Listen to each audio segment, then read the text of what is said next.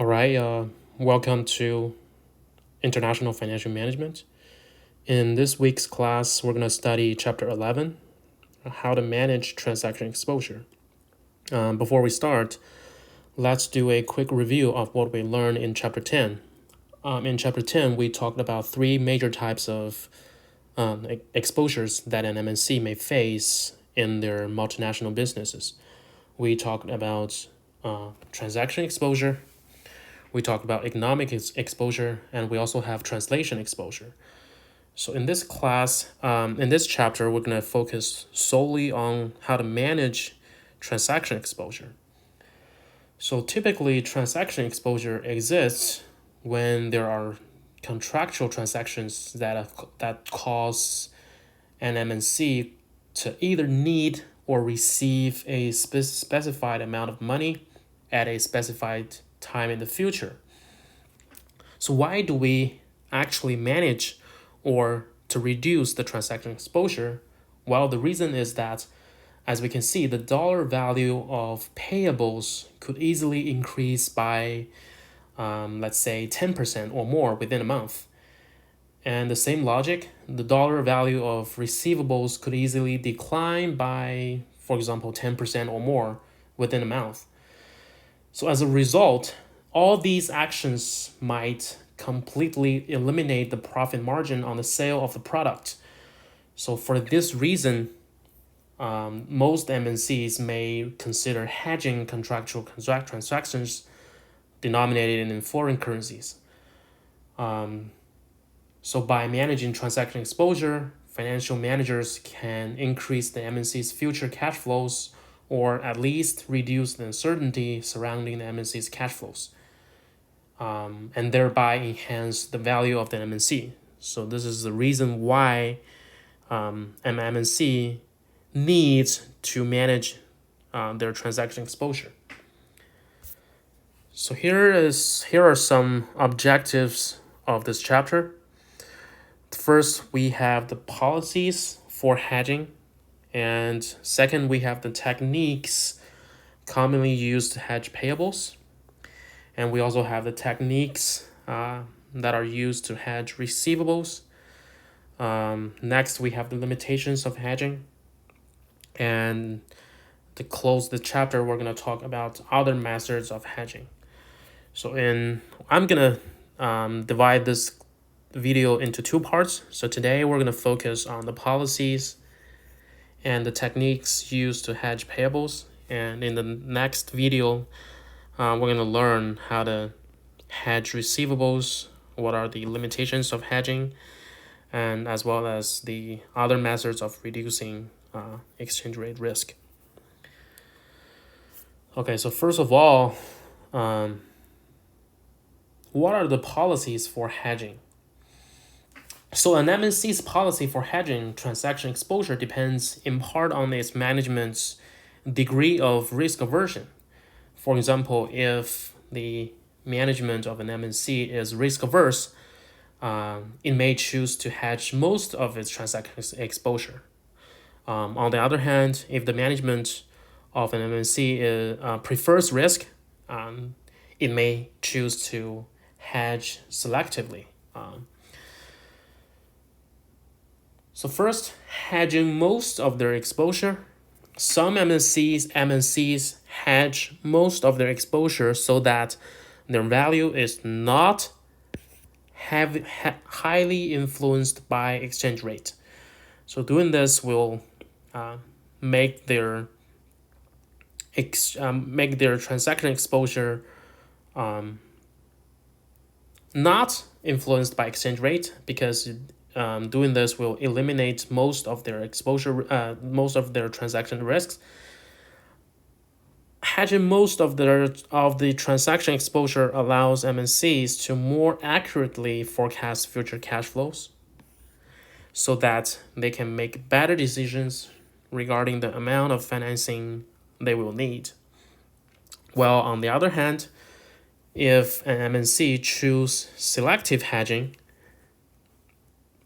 it must consider each type of transaction separately to assess the degree of transaction exposure. So selective hedging requires more efforts than hedging most of the exposure because under selective hedging, MNC must consider the various techniques to hedge the exposure so that it can decide which hedging technique is optimal and whether to hedge its transaction exposure. So these are the two major policies that an MNC must consider before actually going into hedging. So next, we're going to talk about the process of hedging. Normally, there are two steps. The first, an MNC must assess the extent of its transaction exposure. We discussed these type of materials in chapter 10. Before you actually hedge your transaction exposure, you need to make sure what amount of transaction exposures you will face in the future. So the first is to assess the extent or the amount of its transaction exposure. And next, the MNC can actually consider the various techniques to hedge this exposure. So the second step is to hedge. And the first step is to calculate the amount. First, let's study how to hedge transaction exposure to payables. So payables, as we all know, is the money an MNC must pay to their suppliers, for example, in the future. There are three ways that are commonly used to hedge part or all of its known payables. The first one, we have the forward or future hedge. We talked about the forward and future contracts in, I believe, chapter 3 or chapter 4. And the second step is, the second method is money market hedge. And the last one is currency option hedge. We also talk about this option contracts in chapter 3 or chapter 4. We talked about either call option or we have put option. So we can use either call option or put option to hedge the transaction exposure.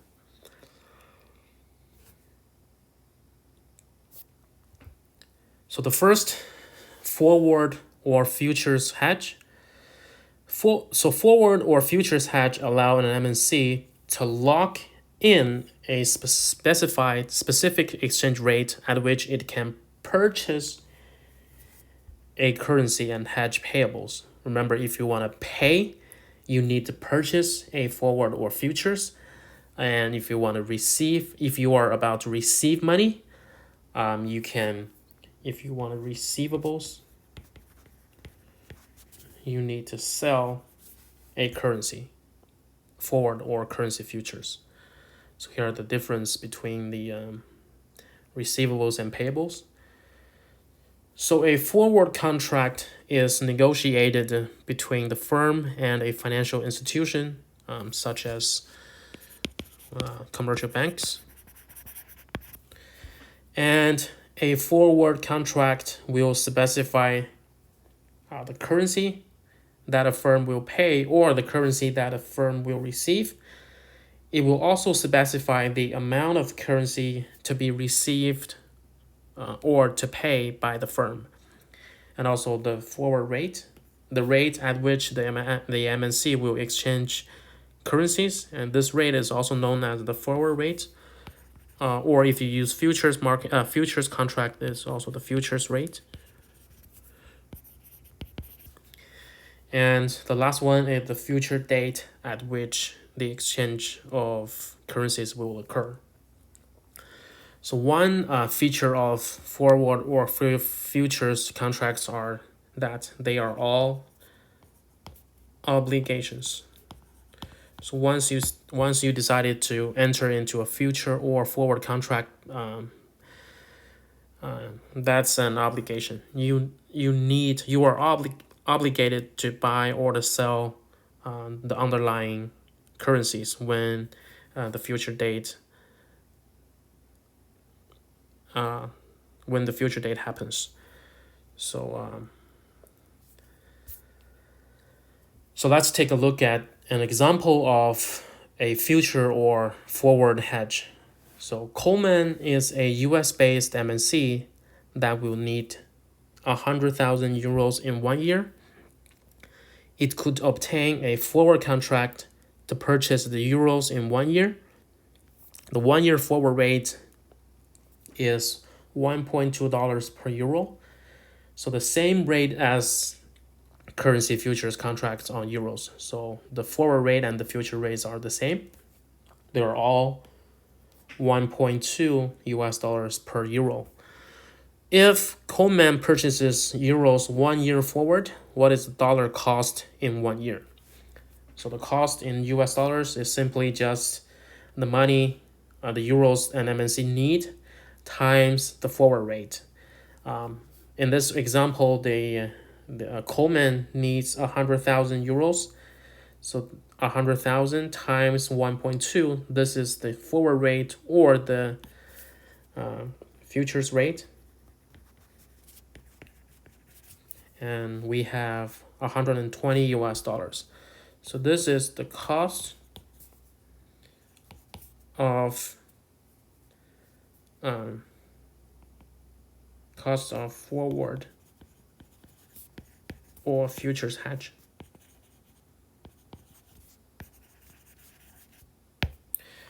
So it means that if an MNC will need 100,000 euros in 1 year, and if they decided to enter into a forward or futures market, what they are gonna pay is 120,000 US dollars. So this is the cost of future or forward hedge. Of course, the same process would apply if futures contracts were used instead of the forward contract. We talk about in chapter 3 or chapter 4. The forward contracts and the futures contracts are pretty much the same thing, and they're very similar to each other. The main difference is that the futures contracts are standardized and would be purchased on an exchange, and the forward contracts are can be purchased or sold at the over-the-counter markets. So here is the big difference between the forward and the futures contract. So the next type of hedge is what we call the money market hedge.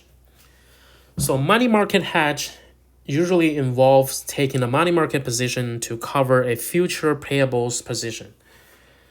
So what does it mean?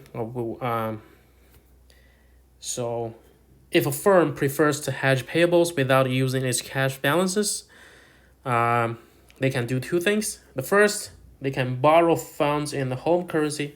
For example, if they borrow in US dollars, and then they convert the US dollars into the foreign currency, for example, the euros at the spot rate. Then they enter into a short-term investment in the foreign market using the foreign currency they obtained in the first steps. So the first step is borrow and then convert. And the second step is to deposit. We can also use an example to show you how to use money market hedge. So the same thing, if Coleman needs 100,000 euros in 1 year, first it could convert dollars to euros and deposit the euros in a bank today. So in this example, we want to know what is the cost in US dollars. The first thing, we know that the Coleman needs 100,000 euros, and we assume that the Coleman could earn a 5% on this deposit. So the first step is to know how much would it need to deposit in order to have 100,000 euros in 1 year.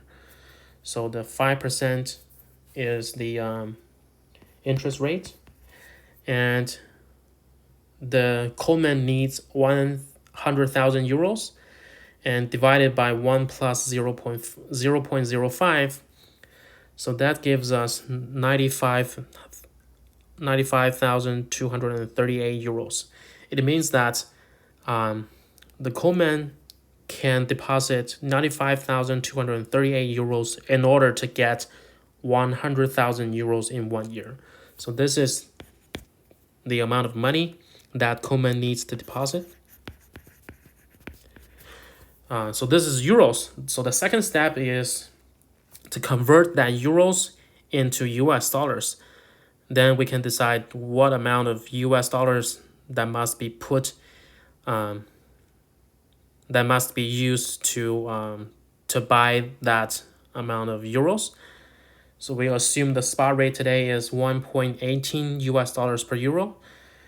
What we need is 95,238 euros. We multiply by 1.18 US dollars, and then that gives us 112,381 US dollars. So this is the money we need today. Once we have this amount of money, we can convert that into this amount of euros, and then we deposit that amount of euros for 1 year, and after 1 year we will get 100,000 euros. So this is the money we need today. And further, we assume that the Coleman can borrow dollars at an interest rate of 8%. It would borrow the funds needed to make the deposit, and at the end of the year, it will repay the loan. So this is the money. So this is the money we need today. So we want to look at, we want to know the cost in 1 year that the Coleman needs to repay their debt. So this is the money we need today, and the Coleman can borrow at a rate of 8%.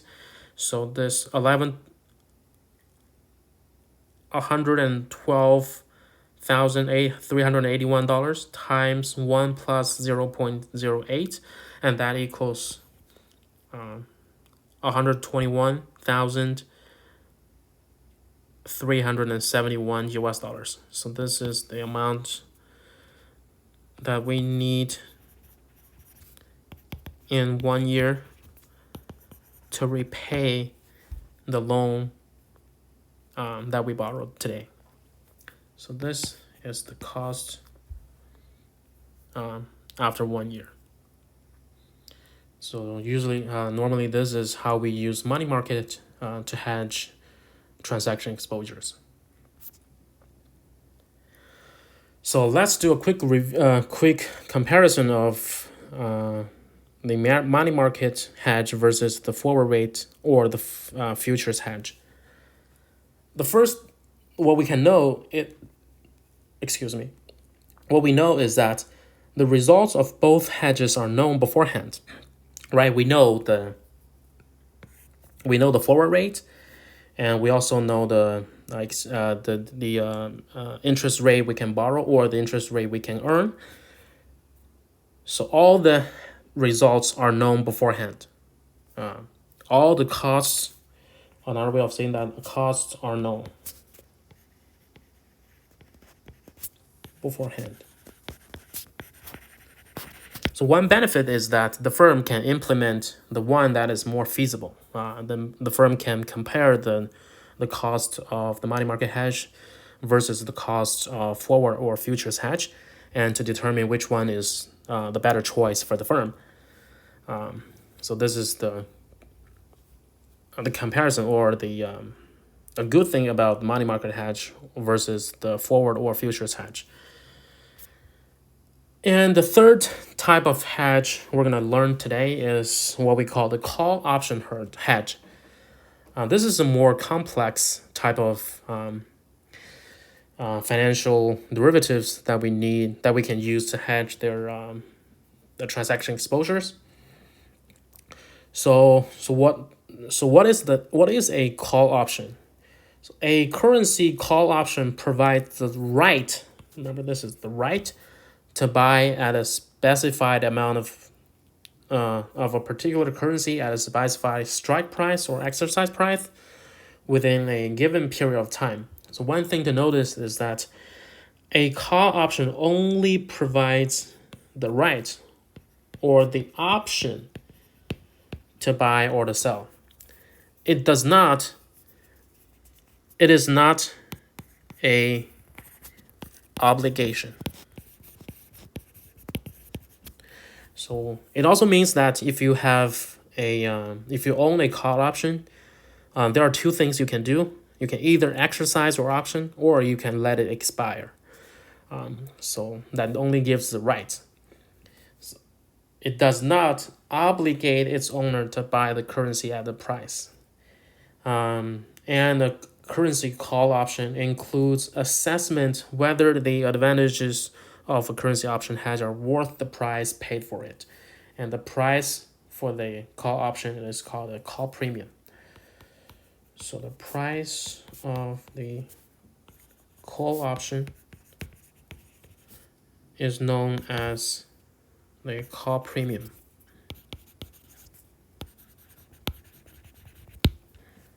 So if the management thinks that the advantage of the currency option is not big enough, so they can decide to let it expire. And on the other hand, if the management thinks that the advantage of a call option is it's big, so they can decide to exercise their call options to buy a specified currency at a specified price. So this is what a call option means. So the cost of a call option contains two parts. The first one is the price paid for the currency. This is the exercise price or the strike price. So this is the price you pay for the currency. And also we have a call premium. And this is the price for the call option. So basically the cost contains two parts. The first part, you have to buy the call option. So you need to pay the price for the call option. And then if you decide to exercise your call option, you have to buy your underlying currency at a specified exercise price. So this is another cost. And we can also use an example to illustrate the costs associated with the call option. So again, Coleman considers hedging its payables of 100,000 euros in 1 year. It could purchase call options on 100,000 euros so that it can hedge its payables. Assume that the call options have an exercise price of 1.2 US dollars per euro, a premium of 0.03 US dollars, and an expiration date of 1 year from now. So here the price of the currency is 1.2 and the price for the call option is 0.03. So how do we determine the cost of a call option hedge? So one thing we need to know is that the cost is not determined beforehand because we do not know the future spot rate and we cannot say for sure what is the cost for the call option hedge. And what we can do is that we can use a graph to illustrate the cost of a call option hedge. So on the y-axis, we have the cost of hedging. So that includes the price paid per euro plus the option premium. So this is the price for the currency plus the price for the call option. So on the x-axis, we have the future spot rate. And this line represents the cost dependent on the future rate, spot rate. So recall that the exercise price is 1.2 US dollars per euro. And the price or the premium for the option is 0.03 US dollars. So let's take a look at here. So when the future spot rate is greater than 1.2 US dollars, as a call option owner, we can decide to exercise the call option, which means that we can buy we can buy euros at a specified exercise price, which is 1.2. So for example, if the future spot rate is 1.25, we can still buy the euros at 1.2. And so what is the total cost? The total cost is 1.23. Why? Because the exercise price is 1.20. So we can buy 1 euro at a price of 1.20 US dollars. And plus the premium of the call option, and plus the price we buy for the option, which is 0.03 US dollars. So the total price or the total cost would be 1.23. So this is when the spot rate, the future spot rate is greater than 1.20. So what if the future spot rate is less than 1.20? So when the future spot rate is less than 1.20, which means that we can let the call option expire and buy euro at the spot market at the spot rate. All right. For example, if the future spot rate is 1.15 and the exercise on our call option is 1.20, it makes no sense that we exercise our call option and buy euro at 1.20, because we can actually buy euro at this price. So what we'll do is that we let the call option expire and we buy euro at the spot market at the spot rate. So in this case, what do you think is the total cost? Is this 1.15? No, it should be 1.18 US dollars. So why? Because we need to add another 0.03 to the spot rate, because we paid 0.03 US dollars for the call option. So in this case, the call premium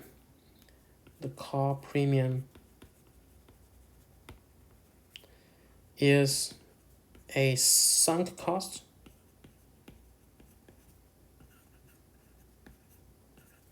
which means that this cost cannot be revoked.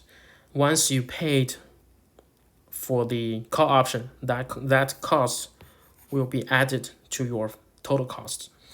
And no matter you decide to exercise your call option or let it expire, you always have to incur this 0.003 US dollars. So this is a sunk cost. So what is the difference between a call option hedge and the forward hedge? Recall that the forward hedge is a obligation, which means that regardless of the future spot rate, you must always buy the forward contract at a specified forward rate. For example, in this case, if the forward rate is 1.20 US dollars, no matter how much the spot rate changes, this is 1.20, you always buy euro at this price. So in this case, the total cost should be a straight line. So this is the cost for the call option, and this is the cost for the forward. So as we can see, if the future spot rate is greater than this part, if the future spot rate is in this part, the call option will cost more than the forward rate. If the future spot rate in this is in this section, we can say the forward rate is going to cost more than the call options, because this is higher.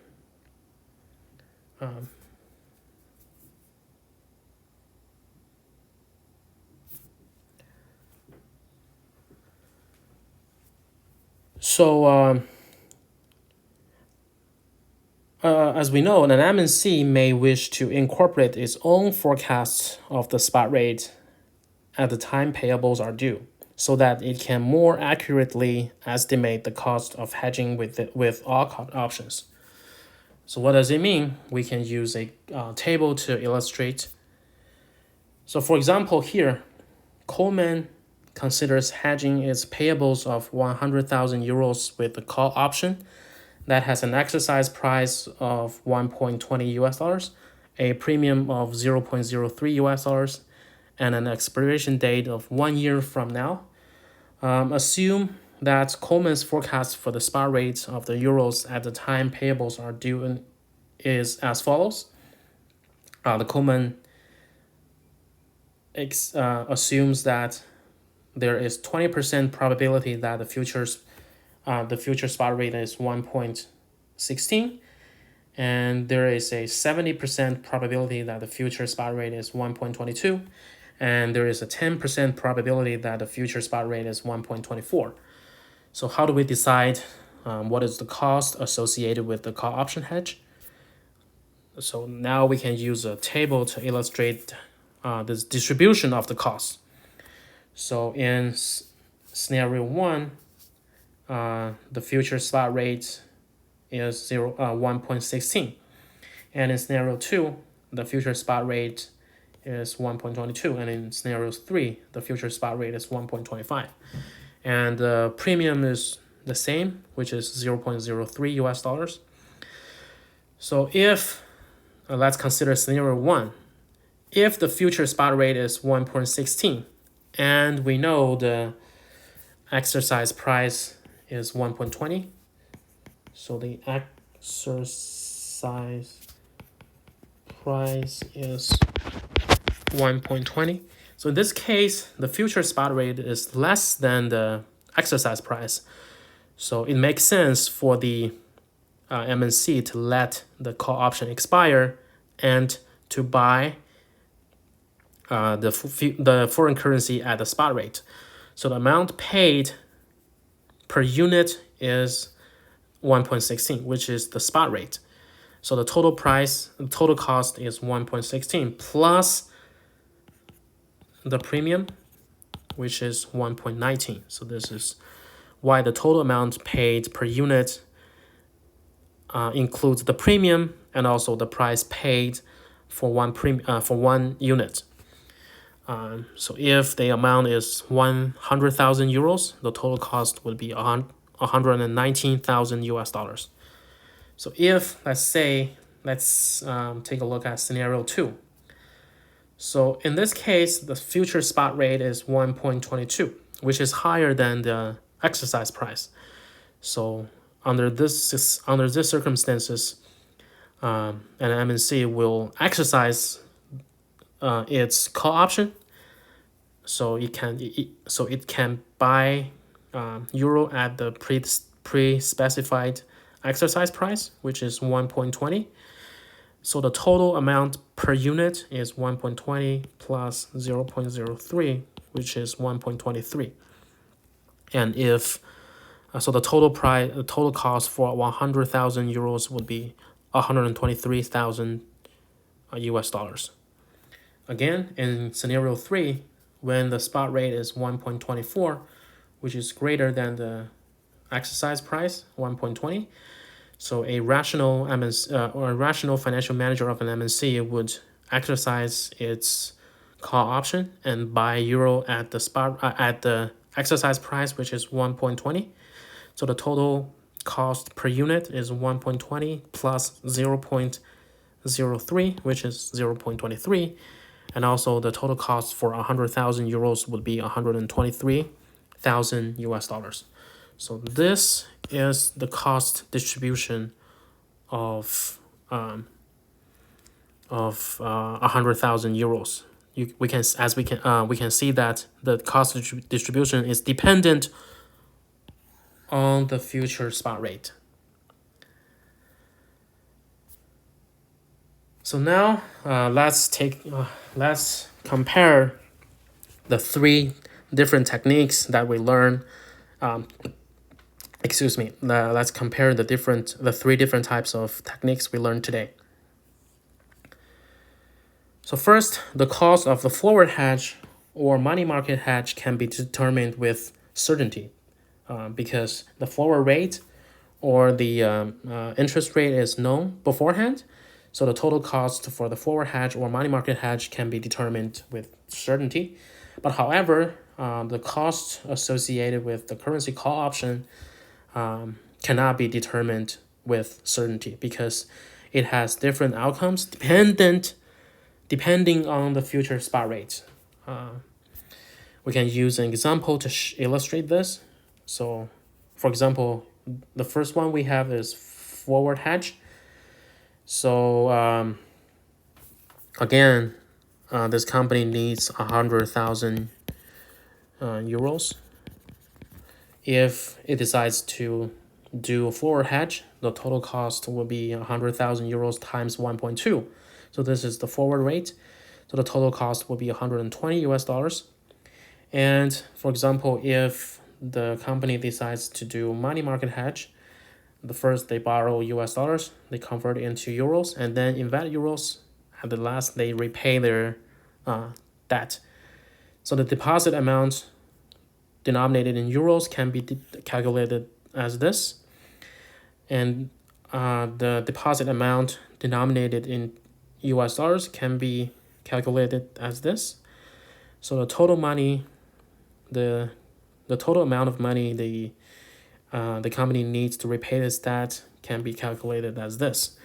So this is the total cost of the money market hedge, and this is the total cost of a forward hedge. So the total cost of call option hedge can be is shown as follows. This is the table we talked about earlier. We have three different costs, and they're all dependent on the future spot rate. We can also use a graph to show that. So this is the cost for the forward hedge. We know that the cost is certain, so the probability is 100. And we also have the total cost for money market hedge, and this cost is also certain, so the probability is 100%. And we have the currency call option hedge. So with 20% probability, the cost would be 119,000 US dollars. And with 80%, this is 20%. With 80% probability that the total cost would be 123,000 US dollars. The 80% is 70% when the spot rate is 1.22, and plus the 10% probability that the spot rate is 1.24. And no matter the spot rate is 1.22 or 1.24, the total cost will be 1.23 per unit. And in the last, we have the no hedge. because there will be 20% that the spot rate is 1.16. So the total amount of money an MNC needs is 116,000 US dollars. And we have, so this is 20%. And we have 80% that the spot rate is 1.22. So total money needed is 122,000 US dollars. At last, we have 10% that the spot rate is 1.24. So the total cost is 124,000 US dollars. So first we have the cost of forward hedge. We have the cost of money market hedge. We have the cost distribution of currency call option hedge. And we also have the cost distribution of no hedge. We can also evaluate the past hedge decisions. And this is after payables transactions has occurred. So we can use this formula to estimate or evaluate the past hedge decisions. We estimate the real cost of hedging. So RCH stands for the real cost of hedging. So this is the cost of hedging payables minus the cost of payables if not hedged. We can use an example to show you why this is the case. So if Coleman decided to hedge its payables with a forward contract resulting in a dollar cost of 120,000 US dollars, assume that on the day that it makes its payment, the spot rate of the euro is 1.18. So this is different from the predicted. So what is the cost of payables if not hedged? Well, if the company did not hedge, they can just buy the euro at the spot rate, which is 100,000 euros times 1.18. So the total cost would be 118,000 US dollars if not hedged. As a result, the real cost of hedging is the cost of hedging payables minus the cost of payables if not hedged. So the cost of hedging payables is 120,000 US dollars minus the cost of payables if not hedged, which is 118,000 US dollars. So the total or the real cost of hedging is $2,000. We're gonna stop here for today's video, and I'm gonna upload another video starting from here. And I'm gonna give all of you an homework for chapter 11. And that homework will serve as the third quiz. So as I said in my email, if you can get 100 on this homework, all of you can use that score to replace your lowest quiz score. Okay.